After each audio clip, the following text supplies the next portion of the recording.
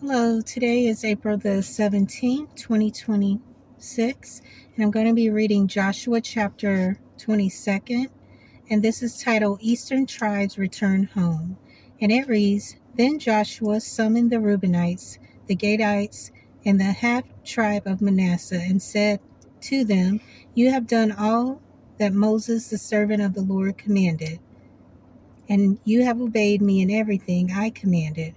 For a long time now, to this very day, you have not deserted your brothers, but have carried out the mission the Lord your God gave you. Now that the Lord your God has given your brothers rest, as he promised, return to your homes in the land that Moses, the servant of the Lord, gave you on the other side of the Jordan.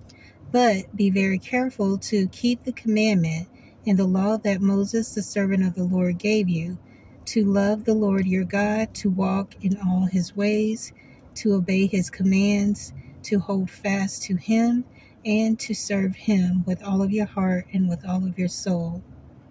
Then Joshua blessed them and sent them away, and they went to their homes.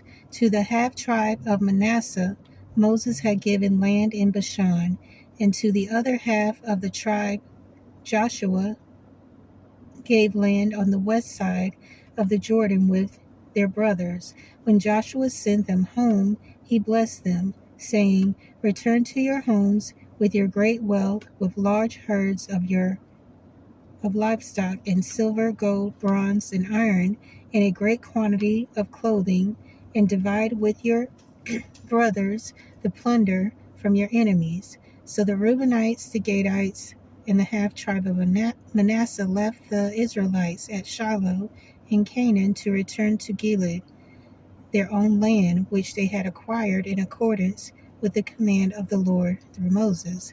When they came to Giloth near the Jordan in the land of Canaan, the Reubenites, the Gadites, and the half tribe of Manasseh built an imposing altar there by the Jordan. And when the Israelites heard that they had built the altar on the border of Canaan at Giloth near the Jordan on the Israelite side, the whole assembly of Israel gathered at Shiloh to go to war against them.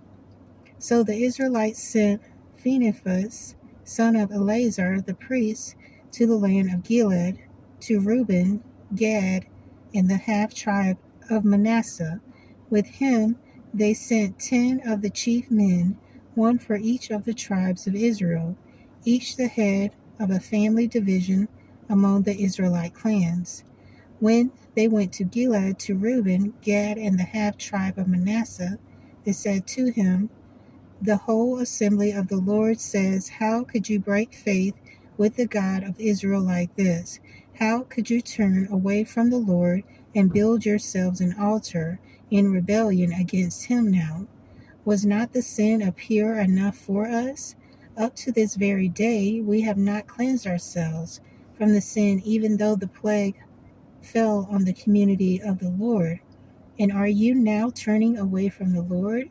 If you rebel against the Lord today, tomorrow he will be angry with the whole community of Israel. If the land you possess is defiled, come over to the Lord's land where the Lord's tabernacle stands and share the land with us. But do not rebel against the Lord or against us by building an altar for yourselves, other than the altar of the Lord our God. When Achan, son of Zerah, acted unfaithfully regarding the devoted things, did not wrath come upon the whole community of Israel? He was not the only one who died for his sin. Then Reuben, Gad, and the half tribe of Manasseh replied to the heads of the clans of Israel, The mighty one, God the Lord, he knows, and let Israel know. If this has been in rebellion or disobedience to the Lord, do not spare us this day.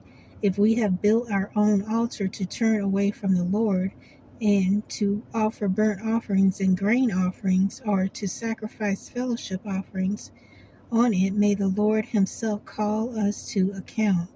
No, we did it for fear that some day your descendants might say to ours, What do you have to do with the Lord, the God of Israel? The Lord has made the Jordan a boundary between us and you Reubenites and Gadites. You have no you have no share in the Lord. So your descendants might cause ours to stop fearing the Lord. That is why we said, let us ready and build an altar, but not for burnt offerings or sacrifices. On the contrary, it is to be a witness between us and you and the generations that follow, that we will worship the Lord at his sanctuary with our burnt offerings, sacrifices, and fellowship offerings. Then, in the future, your descendants will not be able to say to ours, you have no share in the Lord. And we said, if they ever say this to us, to our descendants, we will answer, look at the replica of the Lord's altar, which our fathers built, not for burnt offerings and sacrifices, but as a witness between us and you. Far be it from us to rebel against the Lord and turn away from him today by building an altar for burnt offerings, grain offerings, and sacrifices other than the altar of the Lord our God that stands before his tabernacle. When Phinehas the priest and the leaders of the community, the heads of the clans of the Israelites, heard what Reuben, Gad, and Manasseh had to say, they were pleased. And Phinehas' son Eleazar the priest said to Reuben, Gad, and Manasseh, today we know that the Lord is with us, because you have not acted unfaithfully toward the Lord in this matter. Now you have rescued the Israelites from the Lord's hand. Then Phinehas, son of Eleazar, the priest, and the leaders returned to Canaan from their meeting with the Reubenites and the Gadites in Gilead, and reported to the Israelites. They were glad to hear the report and praised God, and they talked no more about going to war against them to devastate the country where the Reubenites and the Gadites lived. And the Reubenites and the Gadites gave the altar this name, a witness between us that the Lord is God. So that is the end of Joshua chapter 22. I will pick back up in Joshua chapter 23, which will be titled Joshua's Farewell to the Leaders. So I hope you'll join me again. Thanks.